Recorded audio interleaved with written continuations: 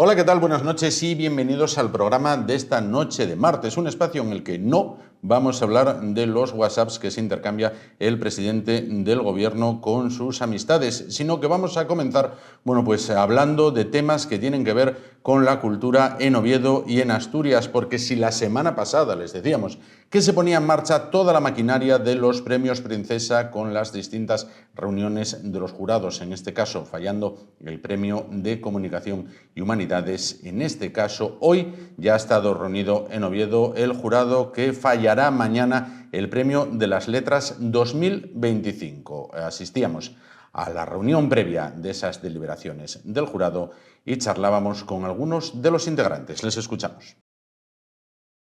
Perspectiva, sabemos que no puede contarlo mucho, pero no se puede decir nada. Bueno, cada año es diferente, la verdad.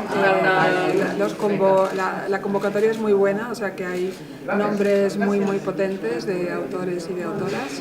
Y tengo la sensación de que va a haber bastante discusión, de que va a ser un debate muy interesante, porque muchos de ellos y de ellas pues tienen suficientes méritos para estar en este premio, ¿no? Y tener el galardón, o sea que yo creo que va a ser muy fructífero y muy interesante. ¿Sin darnos nombres? No puedo dar nombres. ¿Parte con algún favorito? Sin darnos nombres. Yo tengo mis favoritos, claro. Sí, por supuesto. ¿Podría ser el año del ensayo?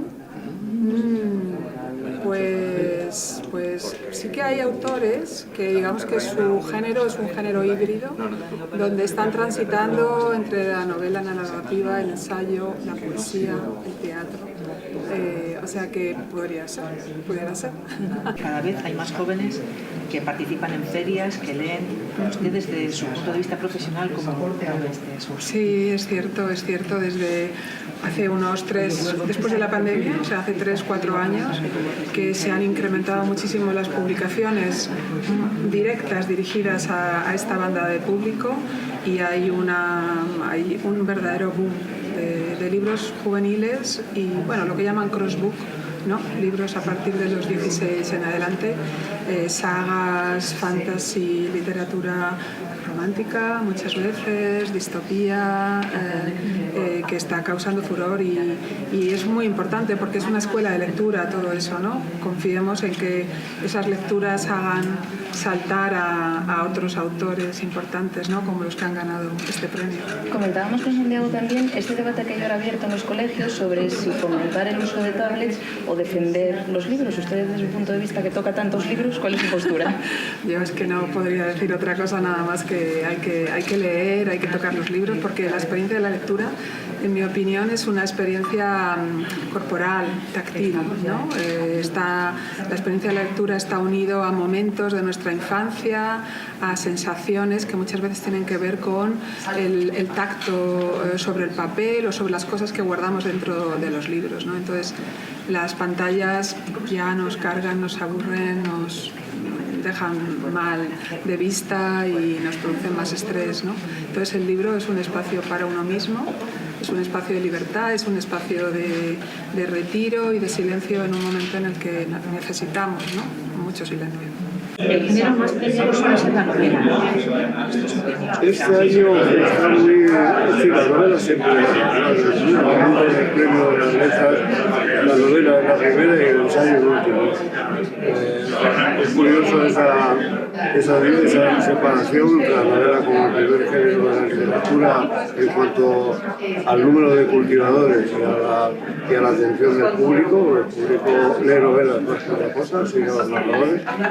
Y los últimos somos los ensayistas, en fin, hacemos cosas, digamos, más complicadas, desde el punto de vista contenido, más datos, que pretenden cambiar el mundo de una manera más directa.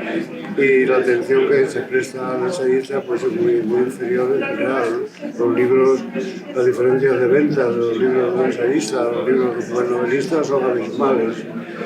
Y en medio de todo eso están los dramaturgos y los poetas. También tenemos un puñado de dramaturgos muy importantes, algunos de ellos son hasta maestros dramaturgos que ya tenemos premiados en los premios de Asturias. Y poetas, siempre hay un cúmulo de poetas, algunos veteranos en las candidaturas de premio, en fin, ojalá podamos distribuir en los años sucesivos, porque el año pasado perdimos a una poeta, que tenemos esto muy reciente. Este debate que hay abierto ahora en los colegios sobre el uso de tablets o el uso de libros, ¿a usted qué le parece? A mí me parece sin duda que hay que usar los libros, pero hay que usar cualquier cosa que sirva para leer. La tablet lo que hace es repetir el contenido de un libro, lo hace tal y como, sin variarlo, no simplifica la lectura, sino que anima a una lectura de profundidad y nada, porque a mí no me da que el método sea visual, que sea papel. Yo prefiero el papel porque el olor del papel es igual, porque atrae mucho, porque te creo en que el papel tiene una virtud osmótica. Quiero decir, cuando se pone en las manos un libro hay parte del conocimiento que entra por las manos y por la piel. Hablando conmigo, tocando los libros, los alegrías, que los chicos lo vean. Las pantallas son mucho más ocultas, no hay necesidad de las librerías son visualizables. ¿Las nuevas aplicaciones se van acercando más al mundo del libro o las pues creo que sí, y todo lo demás creo que sí. Ayer hemos comentado durante la cena que tuvimos los jurados la experiencia que todos hemos podido comprobar en las últimas ferias del libro, la de Bogotá, la de Buenos Aires, que se han celebrado con asistencia de muchos escritores españoles. Bogotá está dedicada a España y todos vienen maravillados de ver la asistencia de jóvenes, cómo realmente la juventud está apretando a la clase de los mayores y desplazándola. Y es una maravilla verlo llegar a los libros, el entusiasmo con que participan en las ferias, de modo que hay que echar un puerto a esta espada, de la juventud, de sus referentes culturales. Parece que estamos retomando ahora ese pesimismo que nos ha arrasado respecto de la juventud, que nos sigue, que tiene mucha desidia y poca afición. No es verdad. Afirmar que no es verdad es una gran cosa.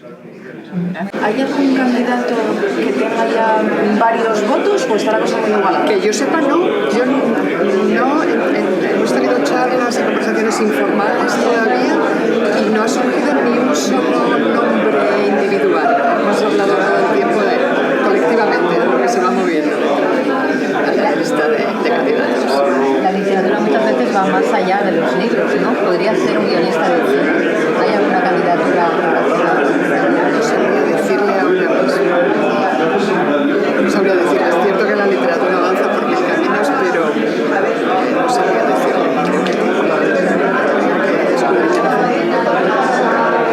Pues puede dar muy poquita información, no sé, pero todavía hay que ser, cautos, pero vamos, ya se sabrá todo y yo sí puedo hablar a título personal, la verdad es que estoy encantada, muy honrada de participar en este jurado. Me parece, insisto, magnífica tanto las candidaturas presentadas como los miembros, la decisión, la composición de los miembros del jurado.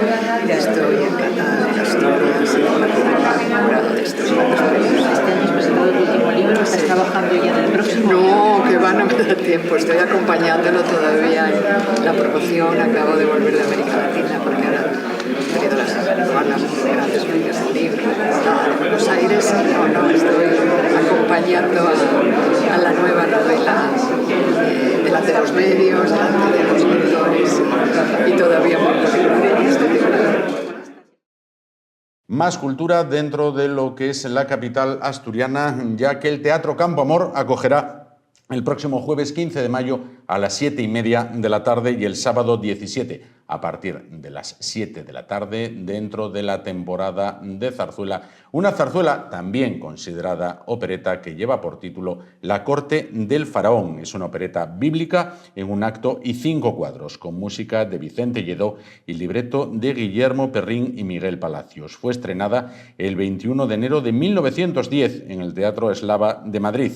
La versión que se representará en Oviedo es una coproducción del Teatro Arriaga, el Teatro Campo Amor y los Teatros del Canal del año 2012. La dirección musical corre a cargo de Néstor Bayona, mientras que la dirección de escena corre a cargo del ovetense Emilio Sagi. En el elenco artístico nos encontramos a María Rey Yolí, Milagros Martín, Enrique Viana, Ania Pinto, Serena Pérez, María Eres, Ana Nebot, Luis Cansino, Jorge Rodríguez Norton, mientras que la música y el coro correrá a cargo de la Orquesta Oviedo Filarmonía y el coro Capilla Polifónica. Bueno, pues hechos esos dos apuntes culturales, lo que tiene que ver con el Premio Princesa de las Letras 2025, con esa deliberación del jurado, y lo que tiene que ver con una nueva obra del ciclo de zarzuela, de la temporada de zarzuela, La Corte del Faraón. Ahora vamos a ir ya con el desarrollo del programa de esta noche, que como siempre comenzamos con la cabecera.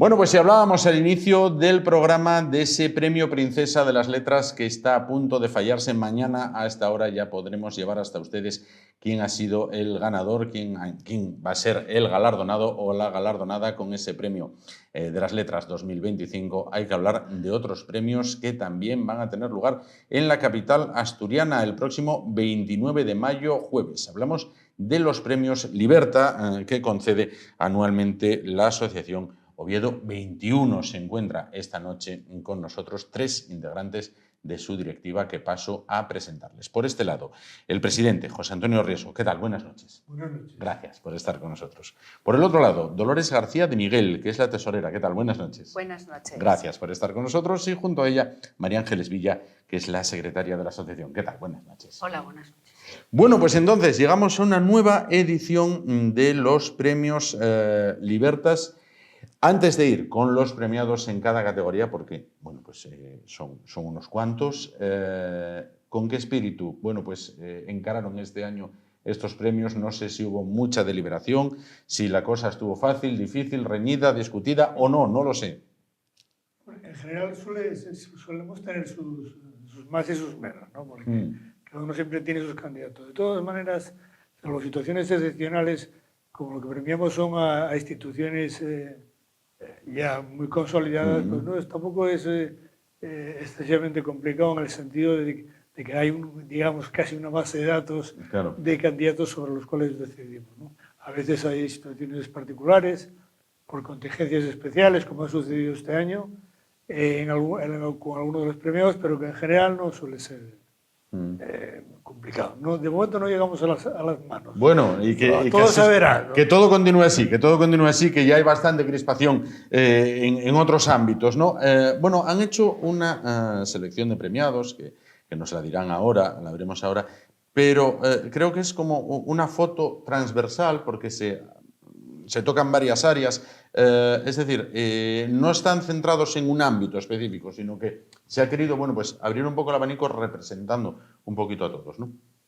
Sí, nosotros en toda la trayectoria de estos años de los premios Libertas siempre hemos intentado premiar entidades e instituciones que pongan en valor la libertad y los principios democráticos de la sociedad. Sí. Por consiguiente, bueno, este año no podía ser menos y tenemos unos premiados que cumplen todos los requisitos de los años anteriores. Incluso este año hay un premio especial. Otros años son normalmente 4 premios.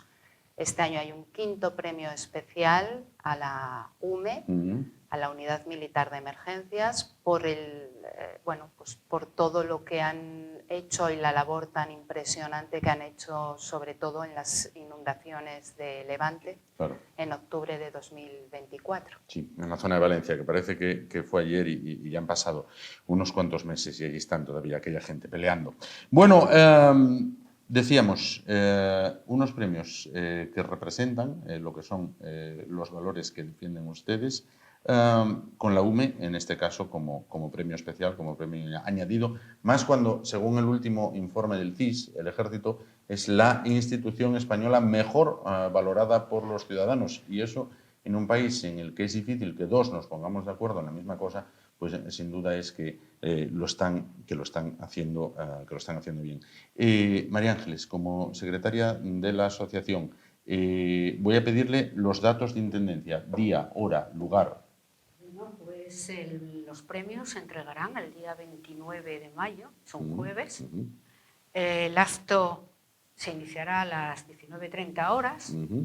El lugar es el auditorio, la sala de cámara del auditorio. Sí.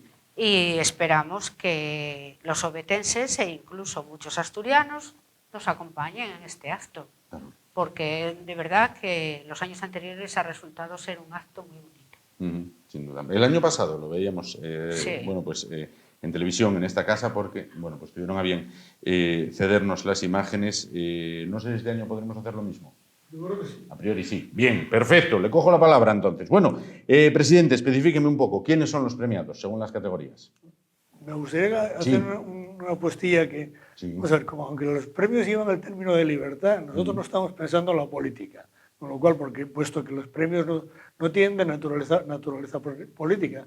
Es más, nunca hemos, hasta la fecha, distinguido a ninguna institución o organización de esta naturaleza. Otra cosa es que en el devenir de los años alguna persona haya transitado por la política y una vez fuera de ella, pues entendamos que son merecedores de teneros un reconocimiento, ¿no? Como ha sido en su día con los padres de la Constitución. Pero eso generalmente suele ser así, ¿no?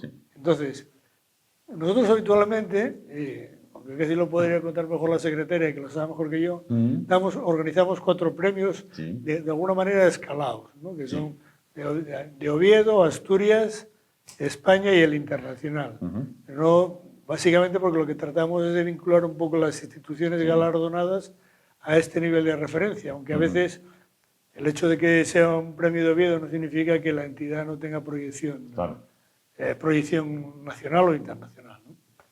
Entonces este año el premio de Oviedo se lo hemos dado al Club de la Nueva España. El club, ya no se llama de prensa, bueno, se llama el Club de la Nueva España. Digo para que nos podamos entender. Históricamente, todo el mundo, ¿no? efectivamente, históricamente. Lo que era hasta hace muy poquito, Club de Prensa. Club de Prensa de la Nueva España, efectivamente. Lo que pasa es que llevan 37 años y aproximadamente se calculan que han pasado por ahí 800.000 personas. Y ha sido un foro y es un foro abierto a todo tipo de personas de cualquier naturaleza y cualquier tipo de ideología que quiera plantearlo. Entonces nos parecía, pues bueno, que eran, con la trayectoria que llevan, pues eran dignos de recordarlos de esta manera y darles el galardón correspondiente, ¿no? Sin duda. El de Asturias lo hemos dado a una institución que curiosamente tiene casi más proyección fuera que en Asturias, que es el Instituto de Estudios Históricos Vances y Valdés. Es un instituto que nació al albur de una idea original que había lanzado una persona del siglo XVIII, del Antonio Vances y Valdés de Pravia, que generó un instituto, fue un profesor de la Universidad de Oviedo, a su vez fue miembro de la Real Academia de la Historia y había dado una beca para facilitar el desarrollo y el estudio de la realidad asturiana. Y un grupo de personas reactivaron esta iniciativa y constituyeron este instituto que se dedican a la difusión de la ciencia, la cultura y la tecnología. La verdad es que hoy día están prácticamente, tienen un corpus académico importante, son más de 50 los que tienen y luego más hoy día están ya prácticamente, al menos que yo recuerde, en 3 continentes. Tienen delegaciones en Estados Unidos, en Centroamérica, en Europa, en fin, que tienen muchísimas predicamentos fuera, son más conocidos que en Asturias, ¿no? Y entonces también nos pareció que, bueno, vamos a contribuir en la medida de lo posible a darles un poco más de presencia con esta situación, ¿no? Claro. ¿En el Nacional? Bueno, el Nacional buscábamos una institución que fuese un poco un foro de estudios y de conocimiento. Entonces, había mucho, ¿no? Entonces tuvimos que decantarnos por alguno y aquí, pues como todo, siempre uno puede acertar y equivocarse. Y decidimos apostar por el Instituto Juan de Mariana. El Instituto Juan de Mariana este año cumple el 20 aniversario, se constituyó en marzo del 2005 y se dedican prácticamente a difundir el pensamiento de Juan de Mariana, que fue un escolástico y un teólogo de la Escuela de Salamanca del siglo XVI y que se dedican básicamente a defender la la idea de libertad, la libertad de prensa, en fin, todos los aspectos sustantivos de la libertad. Y entonces nos pareció oportuno pues, que esas personas también, en este caso, tuvieran su propio reconocimiento. Claro. El internacional, nosotros el internacional siempre hemos pensado en darlo o tenerlo presente en alguna institución que trabaje en la América hispana. Sí. Y este año también lo hacemos así, aunque este año la hispana va un poco más arriba, llega a Estados Unidos. Bueno. Y se lo hemos dado a The Legacy. The Legacy es una asociación cultural que se constituyó en el 2016, lleva desde aquella época trabajando por la recuperación de la memoria, ahora que tanto se dice histórica, la memoria histórica de la presencia de España en Estados Unidos. Sí. Han hecho ya muchas iniciativas, han conseguido, por ejemplo, que se reponga el cuadro de Bernardo de Gálvez, que era una promesa de George Washington en el Capitolio de los Estados Unidos. Correcto. Y el año que viene coincide con los 150 aniversario de la independencia de los Estados Unidos. Y van a estar allí participando en esta cuestión, ¿no? Y entonces, bueno, pues nos parecía que esto tiene una actividad singular. Hay que recordar que han defendido, por ejemplo, una cosa que mucha gente española no saben, que seguimos con el Día de Acción de Gracias con un evento propiamente americano vinculado a la llegada del Mayflower en 1610 a las costas americanas, cuando en realidad el primer Día de Acción de Gracias fue el 8 de septiembre, el Día de Covadonga de 1565, cuando Pedro Menéndez de Avilés arribó a San Agustín, lo que hoy es San Agustín de la Florida. Y ese día se celebró pues, el primer Día de Acción de Gracias americano, que quedó luego en el olvido, ¿no?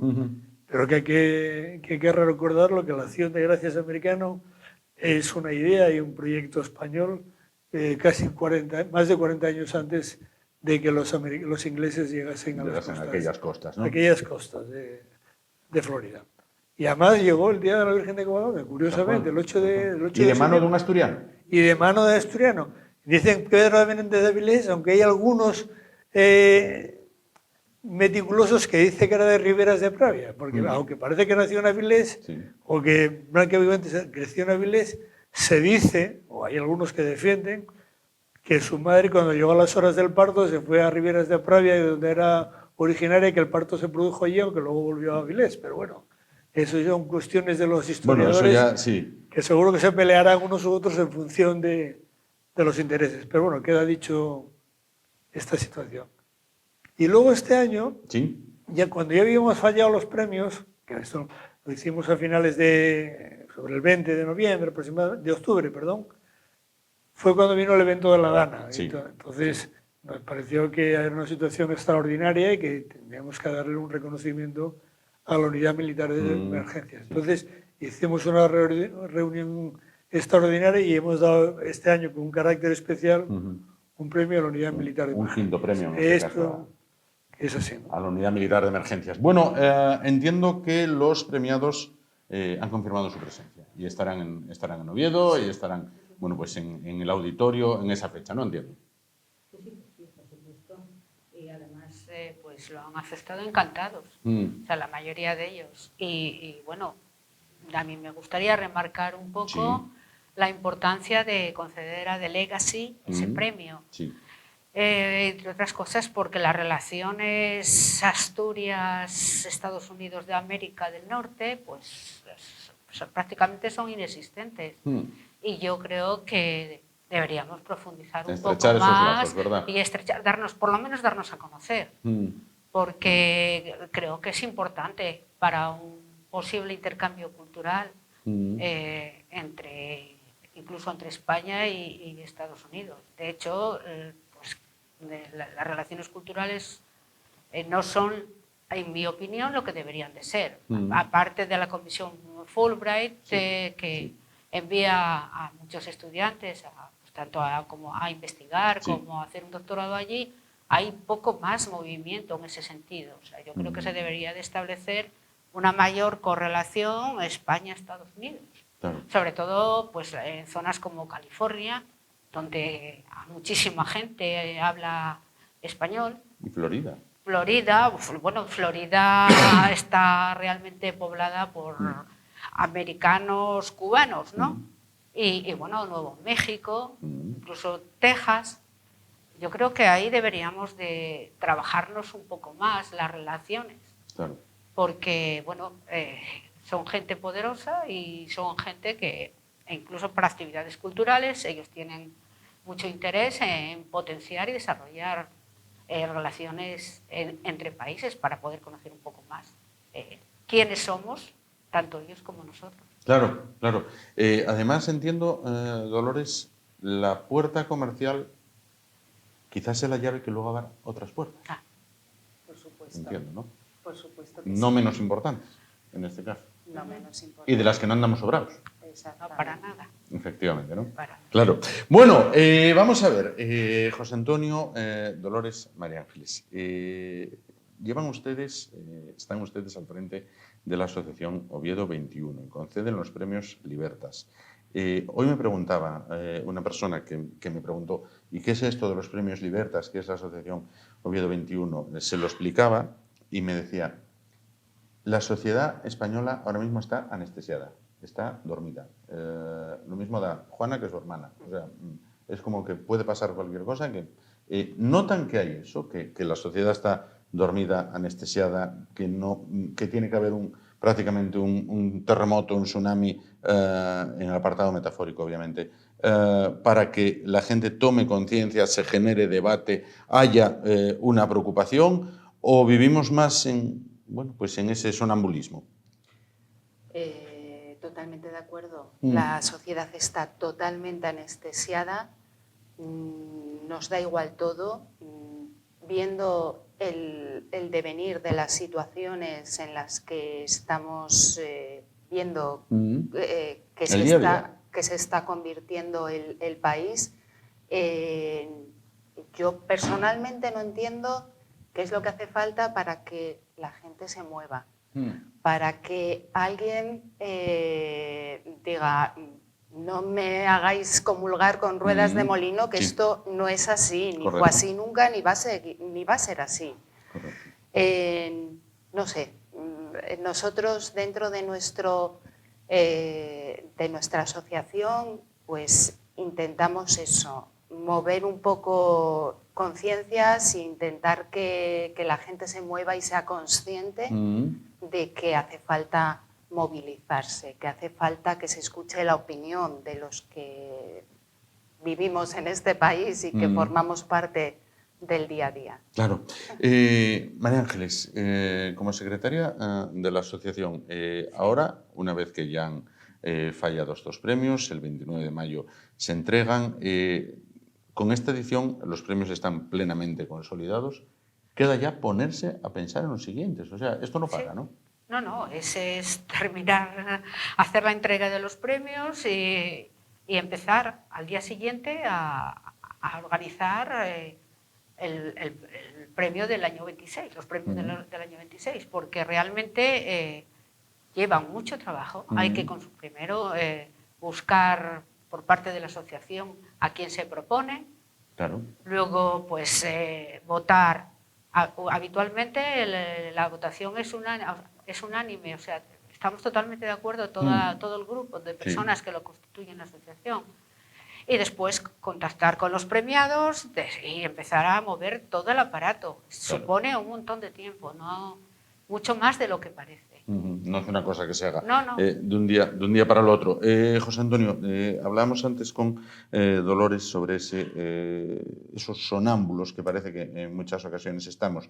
En el apartado cultural, bueno, pues veíamos antes los premios Princesa, con ese fallo o con esa reunión previa al fallo del jurado del Premio Princesa Asturias de las Letras 2025, unos premios que incluso hasta son discutidos por algún sector de la sociedad dentro de la propia capital asturiana. Muchas veces parece que no queremos avanzar, ¿no? Es decir, como que, esto... mira, puedes avanzar por esta vía, por la vía de la cultura, tal y como nos decían ellas, ¿no? La cultura luego puede abrir otras puertas, pero es como, esto no me interesa Esto es un poco tirar piedras sobre nuestro tejado, ¿no? Absolutamente. Vamos a ver, se quiera o no se quiera, los premios Princesa de Asturias es un patrimonio de Asturias, es decir, es algo prácticamente indeleble. Yo creo que más que casi que el paraíso natural, Asturias se lo conoce por los premios. Entonces, puede ser que en un momento concreto a mí me guste más o menos, cuando me refiero a mí, me refiero a cualquiera de nosotros.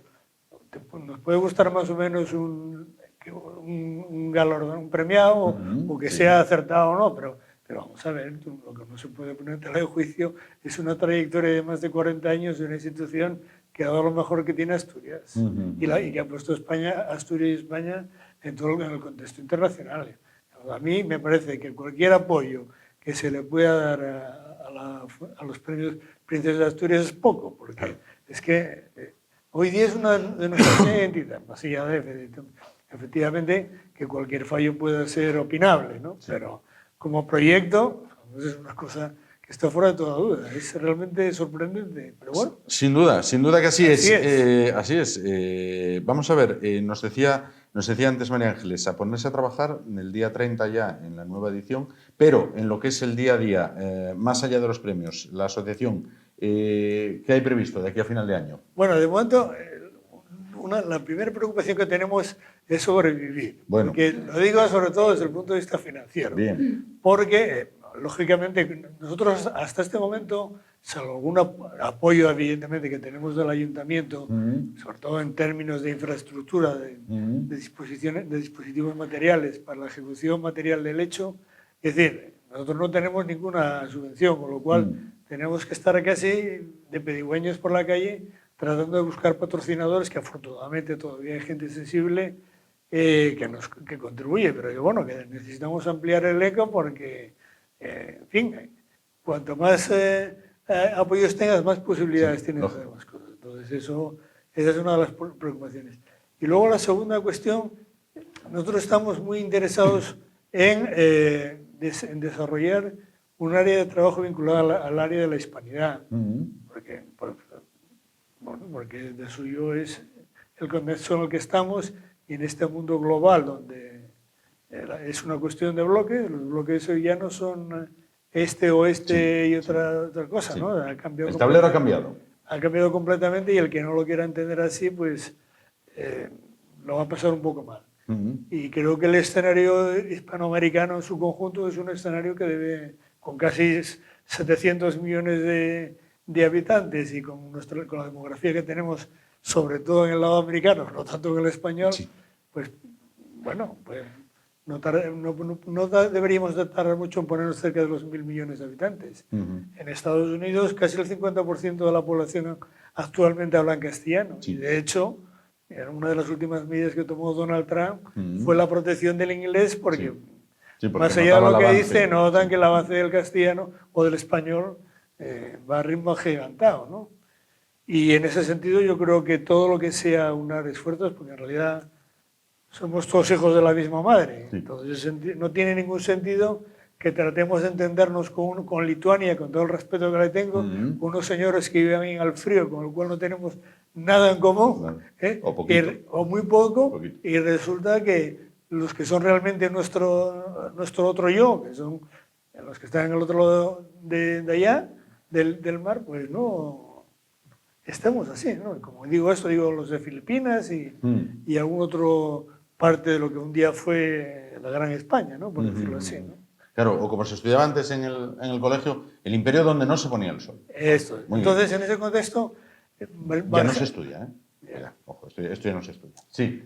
La idea nuestra es organizar conferencias y presentación de libros sobre el hecho hispánico, la lucha contra los aspectos negros legendarios, y también queremos hacer este año un área sobre la defensa del español. Queremos contar con algún observatorio universitario para que nos haga una pincelada de cómo está el español en el mundo. Luego hay entidades, no muchas, pero algunas que se dedican a la defensa del español en España, lo cual puede parecer una paradoja, pero es así. Pero es así. Y luego tenemos la intención de traer algunos grupos específicos que llamamos españoles con acento para que planteé un poco algunas singularidades del español, ¿no? A lo largo del tiempo.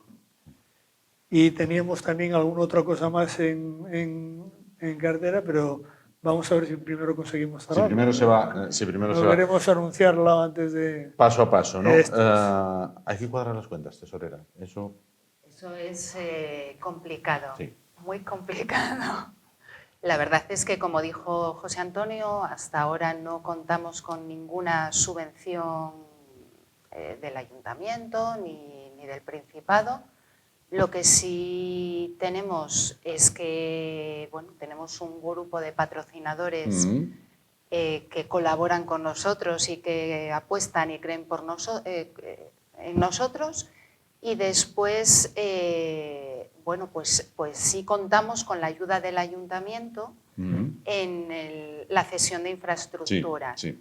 Entonces, eso nos alivia bastante, por lo menos, la carga financiera de los premios.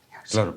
Bueno, pues María Ángeles, Dolores, José Antonio, solo me queda que inviten a la gente a que ese 29 de mayo participe, que es una buena oportunidad de ver, de ver y disfrutar y escuchar, sobre todo escuchar, a unos premiados que tienen mucho que decir y de manera tremendamente importante y de paso para realizar un reconocimiento hacia los mismos.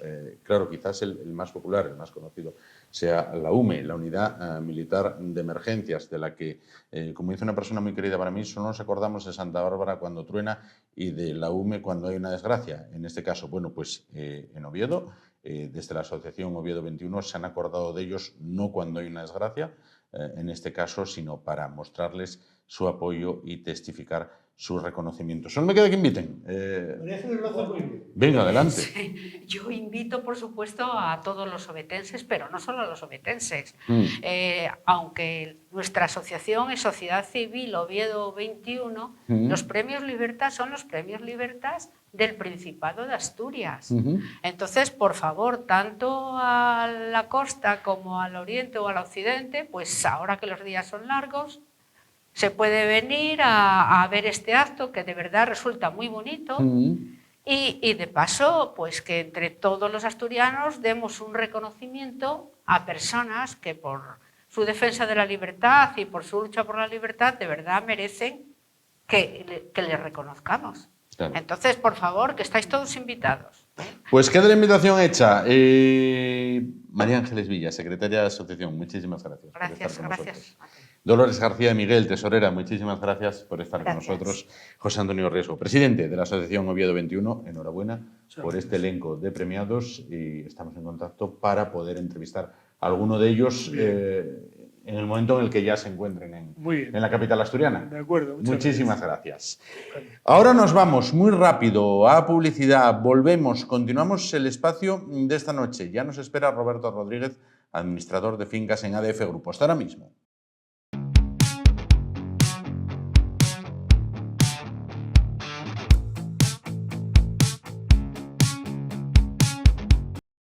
Bueno, pues continuamos el espacio de esta noche. Vamos a hablar a continuación, de esas pequeñas y grandes cosas que se pueden dar a diario, en el día a día, en el transcurso de nuestra vida en casa, ya sea en un piso o en una vivienda unifamiliar. Vamos a hablar a continuación con Roberto Rodríguez, administrador de fincas en ADF Grupo, que están, como saben, en la calle Ramiro I Rey, número 3 de Oviedo. Roberto, ¿qué tal? Buenas noches. Hola, buenas noches. Bien. Bueno, venimos con la resaca del apagón. Todavía coleas y coge uno los periódicos, las explicaciones, las no explicaciones, que son más que las explicaciones. ¿Qué pasó? ¿Qué fue? ¿Qué sí? ¿Qué no? ¿Vivisteis mucho caos ese 28 de abril desde el mediodía? ¿Mucha llamada de las comunidades? Oye, ¿qué pasa? ¿O no? No, porque no había luz. Y al no haber luz, de rebote no teníamos teléfono, no teníamos ordenadores. Entonces éramos conocedores de un problema que afectaba a toda España, pero del cual tampoco teníamos incidencias directas porque la gente no la podía comunicar. Es decir, no podía comunicarlas por los métodos que normalmente se están comunicando, que es la aplicación, el teléfono, un mail.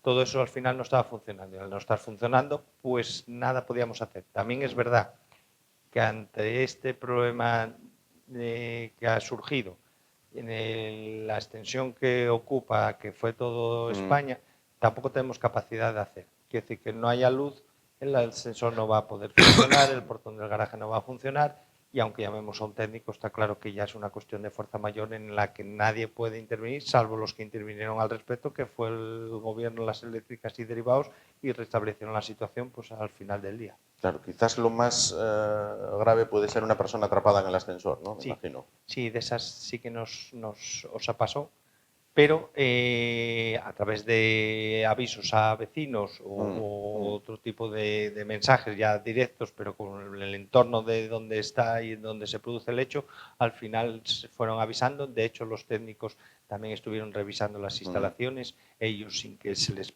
dijera, porque bueno, saben de esa posibilidad y ese riesgo y así hicieron. De hecho, por ejemplo, en el caso de ascensores, tenían por orden revisar todos los ascensores y muchas de las incidencias que se causaron estaban ralentizadas porque el volumen de trabajo era tan elevado, iban priorizando a aquellos de los que eran conocedores, pero a nosotros nos llamaron para decir que iban a revisar todas las instalaciones.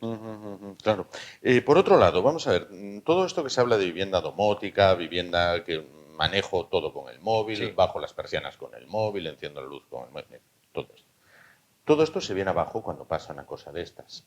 Incluso gente que se quedó atrapada, digamos, con su vehículo en el garaje porque el portón no va. ¿Hay obligación, pregunto, de que el portón tenga una apertura, digamos, mecánica, manual, no sé cómo llamarla? Bueno, depende del portón y depende del año del edificio y otra serie de cuestiones que van obligando a ir incorporando una serie de elementos. En este caso, en el portón, pues la apertura manual o un acceso peatonal en el que permita salir. Sí es verdad que tenemos que priorizar lo que son las personas frente a lo que no son personas, como pueden ser coches y derivados. Lo que sí tiene que garantizarse la evacuación de cualquier persona. Eso sin lugar a duda. Yendo a cuestiones ya materiales, el coche. Nosotros tenemos portones que tienen incorporado pues una apertura manual. Se desenrosca un bulón que llevan y el portón se abre. Eso no lo tenemos en todos los portones. Depende de la normativa aplicable o depende de la mejora o algo del constructor que haya instalado uno u otro, pues lo tiene incorporado o no. Aquí sí que quería hacer un inciso en cuanto a que es muy importante que todo lo que haya en la comunidad seamos conocedores de ello, de tal manera que aunque por regla normal siempre llamamos, nos dicen qué hacer, en este caso, como fue, no existe la posibilidad de llamar. Entonces tenemos que tirar de lo que nos dijeron o de lo que en un momento dado quisimos saber. ¿Para qué? Para que cuando pasen el portón tengamos la opción de poder habilitarlo manualmente y poder sacar el coche. Normalmente ponemos instrucciones en la puerta del portón, en la que en caso de fallo de luz, cómo proceder. Si ese papel, por lo que fuera, no está, por lo menos saber, digamos, cómo se hace. Esto es muy importante y todos los propietarios tienen que tomar parte en lo que es la comunidad y lo que hay, pero no por el día a día, sino para cuando algo falle en el día a día, por lo menos tener una opción. Por otro lado, tenemos también la dependencia a la que estamos sujetos en cuanto a que cada vez, como antes apuntabas, hay más elementos en los que podemos hacer lo que antes hacía manual. Y el problema es que lo manual no es que quede aparcado y podamos en un momento a usarlo, sino que a lo mejor un dispositivo de estos suplementa al existente, no lo complementa, de tal manera que si no funciona ese, ya no funciona. Claro. Y claro, nos va la luz, no tenemos plan B. No hay nada. Se nos va la nevera, no tenemos posibilidad de almacenar los alimentos pues en las condiciones que considera de refrigeración. La cocina, no podemos calentar pues para la leche, el freír, lo que sea. Y al final tenemos una dependencia tal que en el momento que se ve alterada, claro, el problema que surge, si se extiende en el tiempo, pues es mayúsculo. Claro, pero no obstante, no hay obligación de que el portón tenga una apertura manual, llamémoslo así. No, la obligación viene en cuanto a que si falla el mecanismo de apertura, pues no caiga de repente y a través de unos paracaídas que frena y amortigua lo que es la bajada para que no atrape a nadie. Sensores en cuanto a movimiento que si detecta un obstáculo frena el movimiento, las salidas peatonales. Todo eso sí que lo tiene. La cuestión de hacer una apertura manual en caso de que falle la luz, hay portones que sí, hay portones que no. Bueno, paneles fotovoltaicos. Vamos a ver, al hilo de esto del apagón. Sí, los paneles fotovoltaicos lo que producen es energía eléctrica. Esa energía eléctrica existe dos opciones de uso de la misma. O bien, como está en la mayoría de los sitios, que es que esa producción se vuelca a red, a través de un contador se sabe cuánto es la producción y luego se compensa con los consumos que hay a futuro sobre ese punto de suministro, aminorando lo que es la factura. Pero esa producción eléctrica también se podría reconducir hacia un almacenamiento, que es una batería. Si eso lo llevamos a una batería, en el momento que nosotros consideremos, o en este caso que marcha la luz, podríamos tirar de esa reserva, tirar de esa batería, efectivamente. Pero tiene que estar, tener, digamos, un elemento que almacene esa energía que hemos producido. Si no lo tenemos, porque alguna de las llamadas que nos hacían es si tenemos paneles fotovoltaicos, porque cuando marcha la luz no tenemos luz.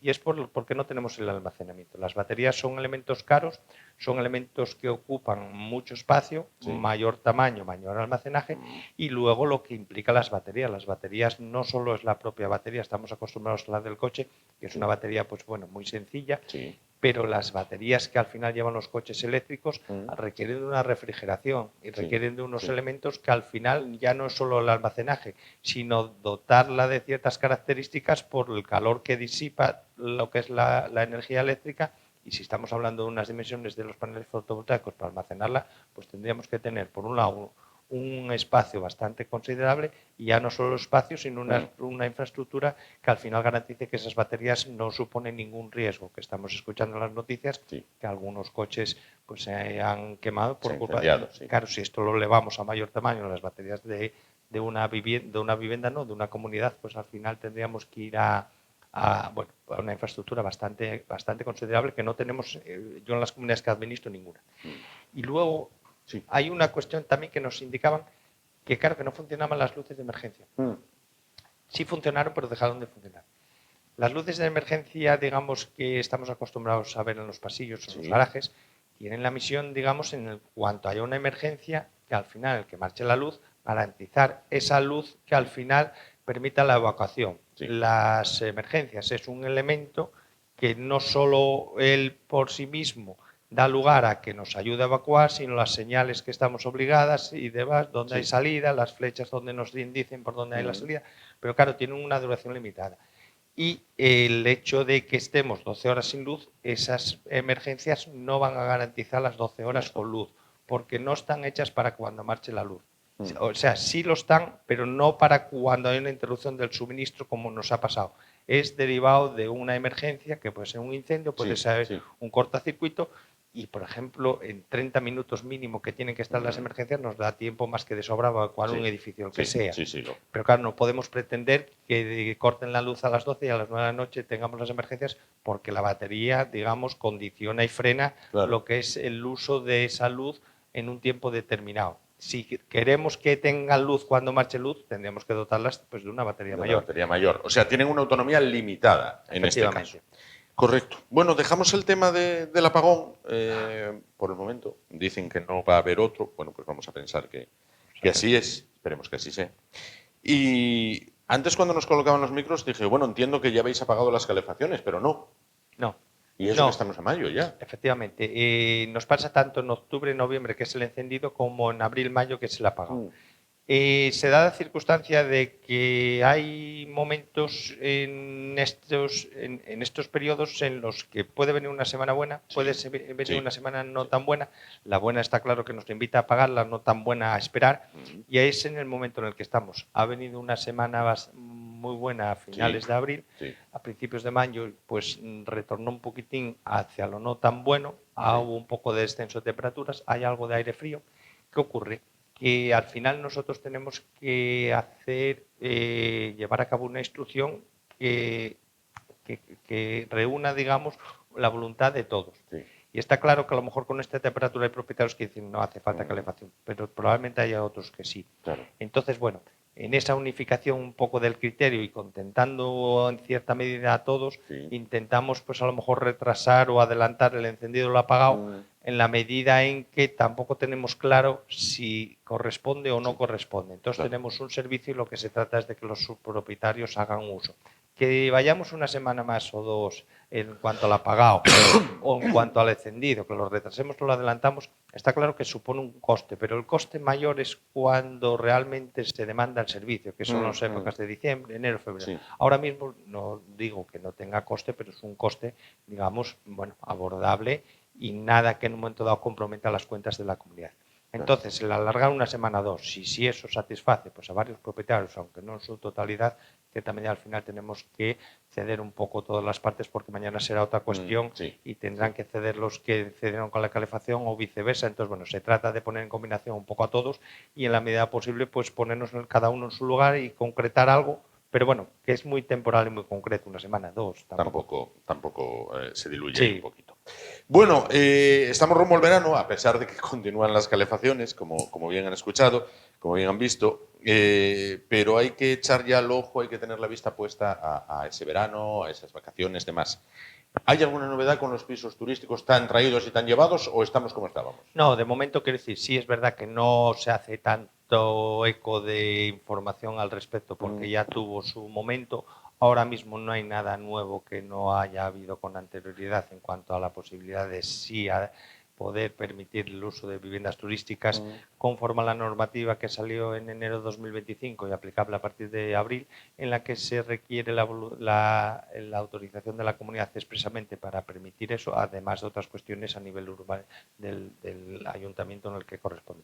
Pero de lo que pudimos hablar con la anterioridad no hay nada que podamos ahora incorporar que sea distinto o cambie lo que en un momento ya dijimos. Se pueden... Tiene que contar con la autorización de la comunidad y luego el ayuntamiento en concreto y si está una tensionada, ¿no? Licencias y bueno, todo lo que tenga que ver a nivel burocrático y permisos y las condiciones que marque el ayuntamiento del Principado de Asturias. Lógico. Bueno, también leemos casi mes tras mes que en Oviedo, por centrar un poquito en la capital asturiana, se baten récords en cuanto a las ventas de pisos, en cuanto a los alquileres, que pones una vivienda en venta y al mes ya la vendiste, en el alquiler prácticamente lo mismo.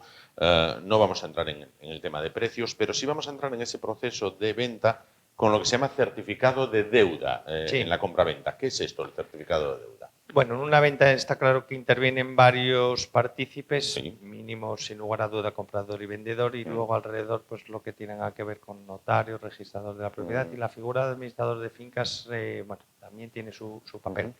Y este papel en concreto es que el predio que se vende, pues el administrador tiene que emitir un certificado de deuda de la vivienda, del garaje o trastero que se vende. Esto quiere decir que tenemos que informar cuál es la situación económica actual de esa vivienda en la venta. Digo la vivienda que es extrapolable a cualquier predio que compone la comunidad. Nosotros tenemos que expedir un certificado en el que indicamos cuál es la situación de ese predio y si somos conocedores a través de junta de propietarios que se ha acordado pagos a futuro, tenemos que plasmarlos.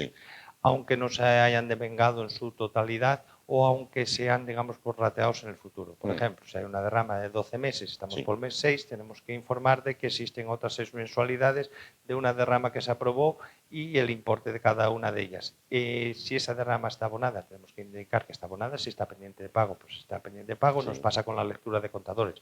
Por ejemplo, leemos los contadores cada 2 meses y en el mes 1 de esos 2, pues venden el piso y tenemos que indicar que hay una lectura anterior, que tiene que haber una posterior. Todavía no se hizo la lectura, va a haber una misión, pero va a generar un coste que da lugar a parte de antes de cuando se vendió y de después, para que luego comprador y vendedor acuerden al respecto. Pero nosotros tenemos que informar, digamos, de lo que somos conocedores y cuál es la situación. Puede que deba recibos. Tenemos que decir, esa propiedad debe pues 4 mensualidades, debe esta derrama, debe esta liquidación.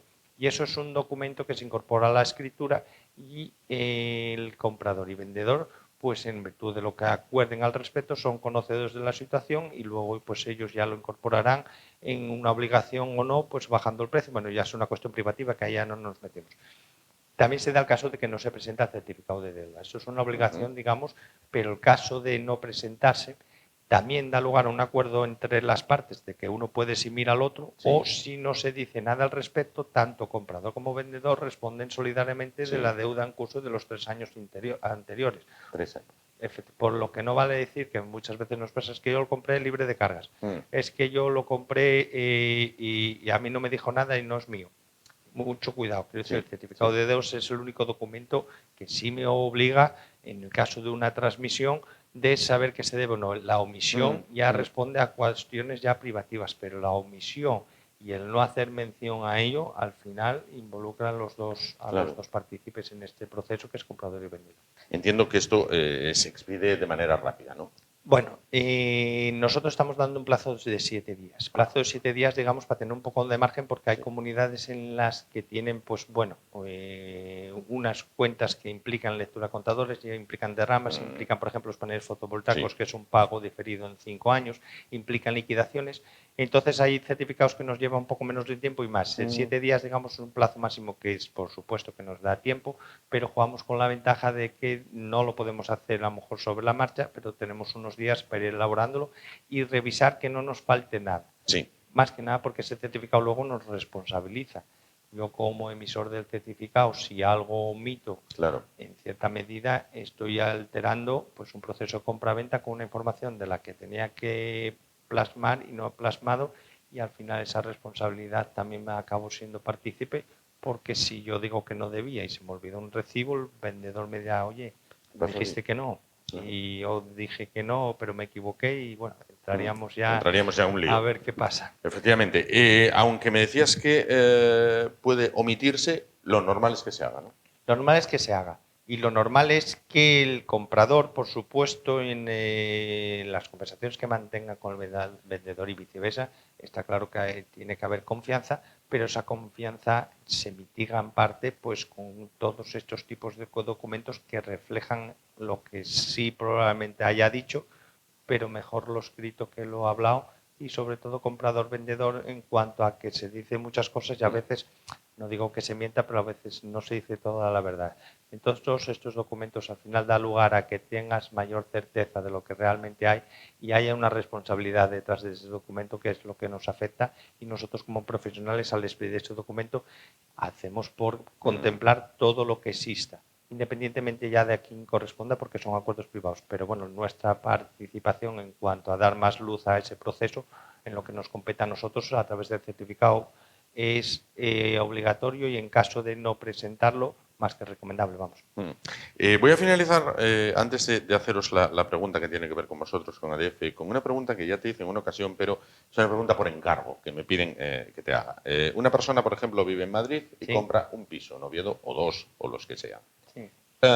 Entraría en la rueda de ser presidente de esa comunidad. Es decir, el que vea en Madrid no le exime de ser presidente de la comunidad, ¿no? Efectivamente. La única condición que marca la ley de propiedad horizontal es que sea propietario. Nadie puede ser presidente no siendo propietario, y todos los propietarios ostentarán el cargo de presidente si así lo considera la Junta de Propietarios. Lo lógico es que haya un turno rotatorio, y a medida que vaya pasando pues de un año a otro y va tocando un vecino a otro, acabará tocando pues a quien sea. Que vive en Madrid no le exime de ser presidente. Que es mayor de X años y por la edad dice que no quiere, pues tampoco. Tendría que darse más circunstancias. Más circunstancias que luego podría valorar la Junta de Propietarios si le conviene o no, en caso de que diga, oye, vale, es que da la casualidad que en esta comunidad, pues de 10 que somos, 6 viven fuera y siempre estamos los mismos 4. Pues haz por ello. Nos tiene pasado. Y en caso de seguir siendo presidente, tendría que elevar las circunstancias a un juez, y el juez valorar si realmente todas esas circunstancias impiden que sea presidente o no. Pero ya iríamos ya a la justicia, ya no iríamos, digamos, al seno de la Junta de Propietarios, que previamente, aun sabiendo de ello, acordó. Entonces, que viva en Madrid no quita de que sea presidente. La Junta de Propietarios tiene que ser conocedor que tampoco podemos obligar al presidente a llevar a cabo ciertas actuaciones. Está claro que la representación es inherente al puesto y otra serie de cuestiones, pero el que tenga que revisar como anteriormente las luces cada semana, pues está claro que no va a poder hacerlo, ni vamos a poder obligarlo. Entonces, bueno, hay que ir valorando un poco. ¿Y puede nombrar o encargar una representación legal de esa presidencia? Es decir, dices, oye, mira, yo vivo en Madrid, no quiero ir a las juntas de vecinos, porque no quiero el desplazamiento, pero contrato un abogado que va por mí. ¿Eso se puede, no? No podría. Quiero decir, ahí una representación es exclusiva del presidente y todo lo que atañe a esta representación. Sí hay ciertas actuaciones que en un momento dado, por defecto, se lleven a cabo a través del presidente, que es la revisión de luces, que es una serie de cuestiones que podrían en un momento dado pues apoyarse en quien considere, o incluso la presencia en la Junta en cuanto a que no puede asistir y esa asistencia viene derivada a través de una representación que él ostenta. Él tiene la facultad de convocar la Junta, solo la puede convocar él, en su defecto el 25% de los propietarios, pero la asistencia no está obligada. Entonces en la asistencia puede ir un representante. Correcto. Y otras muchas cosas. En la cuenta de la comunidad, pues al final la comunidad es el titular de la cuenta y como representante o como personas autorizadas normalmente es el presidente y el secretario administrador. Ese presidente como tal no podría otorgar un poder ni delegar, o no, es que va a estar en la cuenta pues un amigo abogado, o le pago, que es un abogado que le pago por esta... Eso no puede ser. Bueno, pregunta que tiene que ver con vosotros, con ADF Grupo. La aplicación, que salvo el día de apagón, funciona a toda máquina. Sí, nada, el apagón no sé qué puede qué puede funcionar sin luz. Hay muchas cosas, está claro. Pero bueno, a nivel del trabajo que desarrollamos, estuvimos un poco limitados, porque al final ni ordenador, ni servidores, incluso al día siguiente tuvimos problemas de internet. Tuvimos problemas de internet porque el operador con el que estamos, pues otros tantos, muchos también les pasaba igual, no tenían servicio ni de línea ni de internet. Luego vino la línea, luego internet. Entonces, bueno, nada. La aplicación es una herramienta muy útil que está a disposición de todos los comuneros que nosotros administramos, de tal manera que pueden consultar y participar de todo aquello que consideren a nivel de lo que pasa en la comunidad. Consultar recibos, consultar facturas, consultar juntas, actas, pueden proponer puntos del orden del día para tratar en siguientes juntas, pueden cambiar la cuenta al banco, pueden reservar pistas de pádel, en este caso si lo tienen como elemento común, otros elementos, gimnasio y derivados. Entonces la aplicación es una extensión de todo lo que hacemos, pero con la facilidad de que lo tienes desde el móvil y no tienes que desplazarte en cuanto al sitio físico donde tenemos la oficina o hacer una llamada. No lo tenemos todo, pero sí casi todo lo que en un momento dado puedan demandar. Ya cosas más precisas, incluso podría hacer la petición por la aplicación y nosotros trasladarle. Oye, necesito certificado de deuda, que antes hablábamos. Lo necesito escritura el día 16. Entonces nosotros nos ponemos en contacto con él, pero ya no tendría que, digamos... La presencia física, digamos, de tener que ir y venir. Bueno, la aplicación es una herramienta muy útil que recomendamos. Tiene gran uso, tiene gran recorrido en cuanto a todas las posibilidades que se permite y es una cuestión que ponemos a disposición de los propietarios, pues a todos aquellos que administramos. Claro. Pues explicado queda. Hay que ir con los tiempos y hay que también adaptarse a esto de las aplicaciones en el móvil, sin duda. Roberto Rodríguez, administrador de fincas en ADF Grupo, en la calle Ramiro I Rey, siempre digo Rey primero. No, Ramiro I Rey, en este caso, número 3.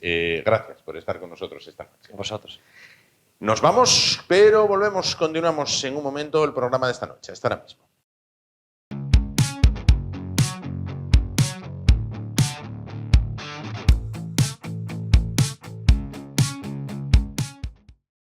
Bueno, pues volvemos para irnos muy rápidamente. Simplemente darles dos avisos, dos recomendaciones en este caso. El programa de mañana. El programa de mañana vuelve a las 10 de la noche y será monográfico. Quizás ustedes con todo este tema de la elección del nuevo pontífice, bueno, pues ha pasado un poquito de puntillas, un poquito por encima en ese 80 aniversario del final de la Guerra Mundial en Europa, que en el Pacífico todavía continuó unos cuantos meses más. Bueno, pues el programa de mañana lo dedicaremos íntegramente a ese tema, al 80 aniversario del final de la Segunda Guerra Mundial en Europa. Y estarán con nosotros, y está mal que se diga, pero hay que sacar pecho cuando se puede. Quizás dos de las personas que en Asturias más saben de ese conflicto y les invitamos a que les vean, a que les escuchen. Y el jueves, en el programa La Caja Negra de Javier Neira, pues se abordará el otro tema, el que eclipsó